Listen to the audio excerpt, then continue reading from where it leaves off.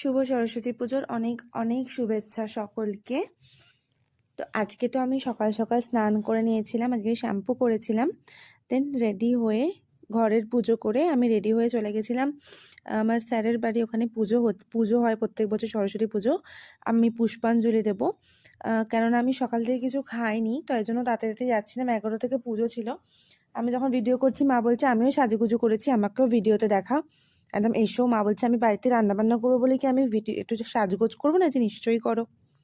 দেন তারপর চলে গেছিলাম স্যারের বাড়িতে। এই যে আমাদের ছোট্ট ঠাকুর, কি সুন্দর, ভীষণ কিউট। আমি যখন গেছি তখন ব্রাহ্মণ আসেনি, তারপর ব্রাহ্মণ এসে তার নারায়ণকে চান করাচ্ছিল, সবকিছু রেডি করছিল। দেন তারপর পুষ্পাঞ্জলি শুরু হলো। পুজোর কিছুক্ষণ পুজো করার পর পুষ্পাঞ্জলি শুরু হলো। আমরা সকলে পুষ্পাঞ্জলি দিচ্ছিলাম।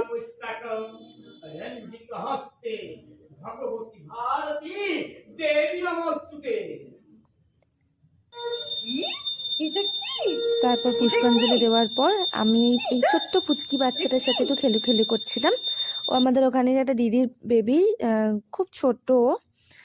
তারপর এই যে দেখো এই দুটো বাচ্চা, এই হচ্ছে এই যে এই ছোটিটা পুচকিটা হচ্ছে 3.5 মাস, আর এইটা হচ্ছে 1 বছর। এই বাচ্চাটা ওকে বলে কোলে নেবো, আদর করব। আর ওরা দুজন মিলে কি দুষ্টুমি করছিল, আমারটা খুব ভালো লাগলো, যে তোমাদের সাথে শেয়ার করলাম। তারপর আমাদের টি ব্রেক হলো আমাদের।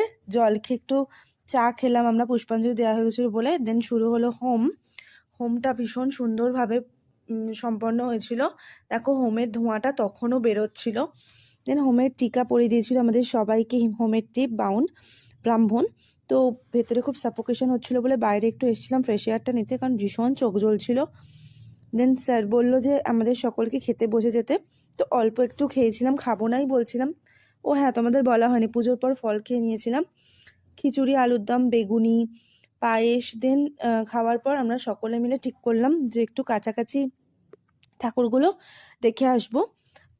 স্যারের বাড়ির কাছাকাছি ঠাকুরগুলো খুব সুন্দর সুন্দর ঠাকুর করেছিল, ওখানে খুব সুন্দর সুন্দর ঠাকুর হয়। এটা হচ্ছে সন্তান সংঘ। আর সব থেকে বেশি ভালো লাগে হচ্ছে সরস্বতী ঠাকুরের পাশে দেখবে যে ফুলগুলো রাখা হয়, এত সুন্দর লাগে, গাঁদা ফুল, ডালিয়া ফুল। আর এই ঠাকুরটা, এর আওয়াজটাই বুঝতে পারবে ড্রাগনের যে আওয়াজটা হচ্ছে। এখানে প্রত্যেক বছর না খুব সুন্দর সুন্দর ঠাকুর করে, মানে প্রত্যেক বছর করে। আর তারপর এই ঠাকুরটা দেখো এখানেও পুজো হচ্ছে। দেন তারপর আমি বাড়ি চলে এলাম, ওদেরকে ওখানেই টাটা বাই বাই করে বাড়ি চলে এসেছি, ওদের সাথে আর ফেরত যায়নি। তো তারপর বাড়ি এসে মা খিচুড়ি করেছিল, একটু খিচুড়ি খেয়ে আমি রেস্ট নিয়ে আবার সন্ধ্যাবেলা দিদির সাথে বেরিয়েছিলাম। তো সেটা তোমাদের সাথে পরে শেয়ার করবো। তো চলো টাটা।